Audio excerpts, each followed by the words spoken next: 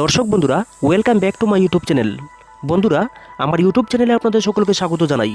তো চলুন বিভিন্ন স্বনামধন্য পত্র পত্রিকায় প্রকাশিত কয়েকটি বিশেষ খবর দেখে নেওয়া যাক।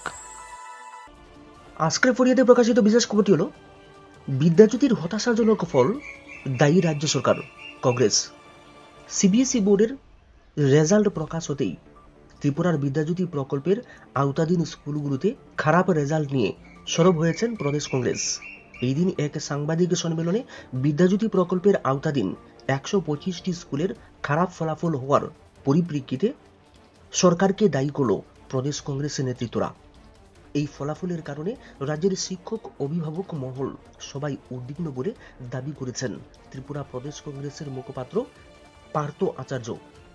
পার্থবাবু ছাড়াও এদিন সাংবাদিক বৈঠকে উপস্থিত ছিলেন মহিলা কংগ্রেসের সাধারণ সম্পাদিকা শ্রেয়সী লস্কর এবং যুব কংগ্রেসের নেতৃত্ব আমির হোসেন সহ অন্যান্যরা।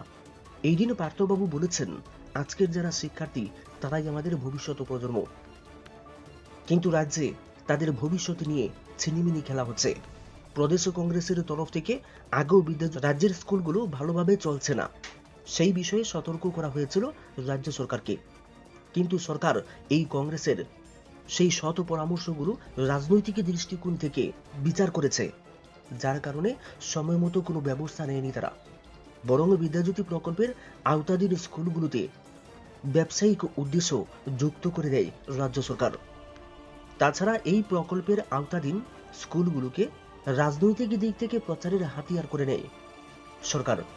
কিন্তু স্কুলগুলোর উন্নয়নে আসলে যেটা করা দরকার, অর্থাৎ পঠন পাঠনের পরিবেশ তৈরি করা এবং শিক্ষার্থীদের গুণগত মানে শিক্ষা দেওয়া, সেই পরিকাঠামোই তৈরি করা হয়নি বিদ্যাজ্যোতি প্রকল্পের আওতাধীন স্কুলগুলোতে, যার কারণে গড়ে 100 জন ছাত্রছাত্রীর মধ্যে 40 জন ছাত্রছাত্রী ফেল করেছে।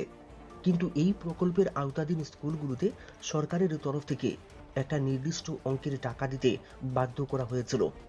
গরিব বংশের অভিভাবকরা ও নিজেদের সন্তানের কথা ভেবে কষ্ট করে হলেও সরকারের দাবি অনুযায়ী টাকা মিটিয়ে দিয়েছিলেন। অভিভাবকরা ভেবে নিয়েছিলেন টাকার বিনিময়ে তাদের সন্তান সন্ততিরা উন্নত মানের শিক্ষা পাবে, অন্যান্য বেসরকারি বনেদি স্কুলগুলোর মতোই ছেলেমেয়েরা ভালো ফলাফল করবে পরীক্ষায়। কিন্তু ফলাফল প্রকাশ হওয়ার পর তাদের হতাশ হতে হয়েছে। কিন্তু বিদ্যাজ্যোতি প্রকল্পের আওতাধীন স্কুলগুলো থেকে যেভাবে টাকা নেওয়া হয়েছে সেটা আদর্শ শিক্ষানীতি এবং জাতীয় শিক্ষানীতির পরিপন্থী।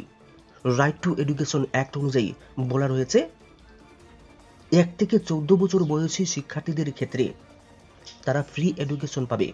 কিন্তু সেই আইনকে বৃদ্ধাঙ্গুষ্ঠ দেখিয়ে অভিভাবকদের কাছ থেকে টাকা আদায় করা হয়েছে।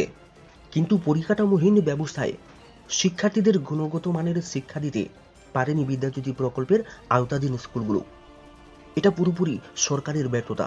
এই ব্যর্থতার দায় সরকারকে স্বীকার করতে হবে বলে এদিন জানিয়েছেন সাংবাদিক বৈঠকে উপস্থিত কংগ্রেস নেতৃত্বরা। বিজেপির গোষ্ঠীকুন্দল তাণ্ডব যুবনেতার।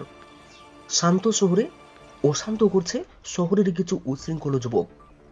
গতকাল 14 মে মঙ্গলবার রাত আনুমানিক 11:30 নাগাদ শহরের বিভিন্ন সহিংস ঘটনার সঙ্গে জড়িত শাসক দলের প্রাক্তন ছাত্রনেতা, বর্তমানে যুব মোর্চার নেতৃত্ব শিবাজি সেনগুপ্তের নেতৃত্বে মন্টু শব্দকর ও শুভ্রজিৎ দাস কৈলাসহর পুর পরিষদের 15 নং ওয়ার্ড এলাকায় সুরজিৎ পালের বাড়ির সামনে গিয়ে সুরজিৎ পালকে ঘর থেকে ডেকে বের করে পূর্ব পরিচয় থাকায় সুরজিৎ পাল ঘর থেকে বেরিয়ে আসেন শিবাজি সেনগুপ্তের ডাকে।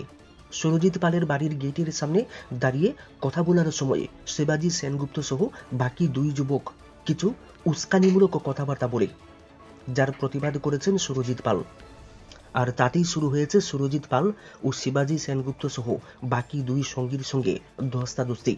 একসময় শিবাজি সেনগুপ্ত সহ বাকি 2 জন সুরজিৎ পালের পিতা মনোরঞ্জন পাল সুরজিৎ পালের স্ত্রীর উপর আক্রমণ করে এবং সুরজিৎ পালের 9 বছরের মেয়ের শ্লীলতাহানি করে। চিৎকার চেঁচামেচি শুনে প্রতিবেশীরা এগিয়ে আসেন। পরিস্থিতি বেগতিক দেখে শিবাজি সেনগুপ্ত তার দলবল নিয়ে পালিয়ে যেতে চাইলে প্রতিবেশীরা আটক করে উত্তম মদম দেয়। পরিস্থিতি উত্তপ্ত হয়ে উঠলে ঘটনাস্থল থেকে পালিয়ে যায় শুভ্রজিৎ দাস। তবে শিবাজি সেনগুপ্ত ও তার সঙ্গী মনুতোষ শব্দকর এবং শুভ্রজিৎ দাসকে আটক করে উত্তম মাধ্যম দিতে থাকলে একসময়ে প্রাণ রক্ষার জন্য স্থানীয় একটি জলাশয়ে ঝাঁপ দেয় শিবাজি সেনগুপ্ত। খবর চলে যায় কৈলাসহর থানায়। তড়িঘড়ি ঘটনাস্থলে বিশাল পুলিশ বাহিনী নিয়ে পৌঁছান পুলিশ অফিসার উজ্জ্বল চৌধুরী। পরিস্থিতি উত্তপ্ত দেখে প্রথমে এলাকাবাসীকে শান্ত করার চেষ্টা করেছেন তিনি। রাত প্রায় 1টা নাগাদ গ্রামীণ ব্যাংকে নিয়মিত করুন শীর্ষ আদালতের রায়ে আশার আলোতে হাজিরা কর্মীরা। গ্রামীণ ব্যাংকের হাজিরা কর্মীদের নিয়মিতকরণের বিষয়ে ঐতিহাসিক রায় দিয়েছে দেশের সর্বোচ্চ আদালত সুপ্রিম কোর্ট। তেলেঙ্গানা হাইকোর্টের রায় বহাল রেখেই মূলত হাজিরা কর্মীদের নিয়মিতকরণের জন্য বলেছেন। এআইআরআরবি এর মহাসচিব এই তথ্য দিয়ে বলেছেন, অন্ধ্রপ্রদেশ গ্রামীণ বিকাশ ব্যাংকের হাজিরা কর্মীদের নিয়মিতকরণের জন্য বলেছিল তেলেঙ্গানা হাইকোর্ট, কিন্তু তা কার্যকর করা হলো না। অবশেষে মামলা গড়ায় সুপ্রিম কোর্টে। সুপ্রিম কোর্ট ও তেলেঙ্গানা হাইকোর্টের রায় বহাল রেখেছে। সুপ্রিম কোর্টের রায় কার্যকর হলে এবার এপিজিবিপির হাজিরা কর্মীদের নিয়মিতকরণের সুবিধা মিলবে। এই খবরও ছড়িয়ে পড়েছে গোটা দেশে। ত্রিপুরা গ্রামীণ ব্যাংকের হাজিরা কর্মীরাও আশাবাদী তাদের জন্য নিয়মিতকরণের সুযোগ আসছে।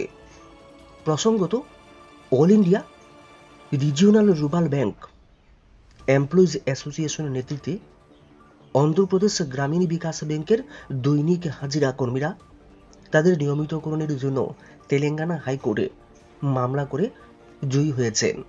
কিন্তু অন্ধ্রপ্রদেশ গ্রামীণ বিকাশ ব্যাংকের ম্যানেজমেন্ট নিয়মিতকরণের জন্য এমন সব উদ্ভট শর্ত চাপিয়ে দিয়েছে যে যাতে একজনও দৈনিক হাজিরা কর্মীর নিয়মিতকরণ না হয়। ম্যানেজমেন্টের এই সার্কুলারকে চ্যালেঞ্জ করে all India regional rural bank employees অ্যাসোসিয়েশনের নেতৃত্বে অন্ধ্রপ্রদেশ গ্রামীণ বিকাশ ব্যাংকের দৈনিক হাজিরা কর্মীরা সুপ্রিম কোর্টের দ্বারস্থ হয়েছে। কিন্তু সম্প্রতি সুপ্রিম কোর্ট তেলেঙ্গানা হাইকোর্টের রায় বহাল রেখে ম্যানেজমেন্টের কর্মচারী বিরোধী সার্কুলারটি বাতিল করে রায় ঘোষণা করেছেন। ফলে এপিজিবির 470 জন দৈনিক হাজিরা কর্মীদের নিয়মিতকরণের পথ প্রশস্ত হল বলেও মনে করা হচ্ছে। সংশ্লিষ্টদের দাবি, সারা ভারতেই এখন গ্রামীণ ব্যাংকের ডিআরডব্লিউদের নিয়মিতকরণ করতেই হবে। ত্রিপুরা গ্রামীণ ব্যাংকের ক্ষেত্রেও একই হবে নিয়ম, অর্থাৎ রায় কার্যকর করতেই হবে। ত্রিপুরা গ্রামীণ ব্যাংকের দৈনিক হাজিরা কর্মীরা প্রশাসনে আমলাতন্ত্রের ছায়া, নিয়োগ সহ বহু সরকারি সিদ্ধান্ত হিমঘরে জমছে। আমলাতন্ত্রের ছায়া ক্রমশ দীর্ঘায়িত হচ্ছে। মন্ত্রিসভার বহু সিদ্ধান্ত কেবলমাত্র আমলাতন্ত্রের কারণে আলোর মুখ দেখেনি। একাংশ আমলাদের উপরে রাজনৈতিক নেতৃত্বের বাদন আলগা হয়ে যাচ্ছে। নিজেদের সিদ্ধান্তটাকে এক শ্রেণীর আমলা বড় মনে করছেন। আমলাতন্ত্রের গেরাকলে রাজ্য মন্ত্রিসভার বহু সিদ্ধান্ত ফাইল চাপা পড়ে আছে, বাস্তবায়িত আর হয়নি। রাজ্যে ভোট শেষ হলেও মন্ত্রীদের ব্যস্ততা কমেনি। গত 1.5 মাস ধরে বেশ কয়েকজন মন্ত্রী তো মহাকরণমুখ হননি। এখন তো বেশ কয়েকজন মন্ত্রী বঙ্গের ভোট প্রচারে রয়েছেন। ফলে কিছু মন্ত্রী ও আমলাদের টেবিলে আরও উঁচু হবে ফাইল। মহাকরণে কান পাতলেই শোনা যায় একাংশ আমলা সরকারের সঙ্গে অসহযোগিতা করে চলেছে। মুখ্যমন্ত্রীর অনেক নির্দেশ কার্যকর হচ্ছে না। একটা কুচক্র সক্রিয় মহাকরণে পেছন থেকে কারা কলকাঠি নাড়ছে তা সহজেই বোধগম্য। তাই তো অনেক নিয়োগ আজ পর্যন্ত আর বাস্তবের মুখ দেখেনি। অনেক নিয়োগের পরীক্ষা হলেও ফল প্রকাশ করা হয়নি। বিশেষ করে স্বাস্থ্য দপ্তরের উপরে আমলাতন্ত্রের ছায়া ডালপালা ছড়াচ্ছে। দপ্তরের নিয়োগ প্রক্রিয়ার উপরে এক শ্রেণীর আমলা লাল ফিতার বন্ধন দৃঢ় করে দিয়েছে। প্রতিবাদী কলমের প্রকাশিত বিশেষ খবরটি হল, আদালতের রায় কার্যকর করার দাবি অঙ্গনওয়াড়ি কর্মী সংগঠনের। ত্রিপুরা উচ্চ আদালতের সাম্প্রতিক রায় মোতাবেক অঙ্গনওয়াড়ি কর্মী ও সহায়িকাদের অবসরের পর গ্র্যাচুইটি প্রদানের দাবি জানিয়েছে ত্রিপুরা অঙ্গনওয়াড়ি কর্মী ও সহায়িকা ঐক্য সমিতি। এই মর্মে এদিন সমিতির পক্ষ থেকে স্মারকলিপি প্রদান করা হয়েছে সমাজ কল্যাণ ও সমাজ শিক্ষা অধিকর্তার নিকটে। 9 মে 2024 উচ্চ আদালত 20 জন অবসরপ্রাপ্ত অঙ্গনারী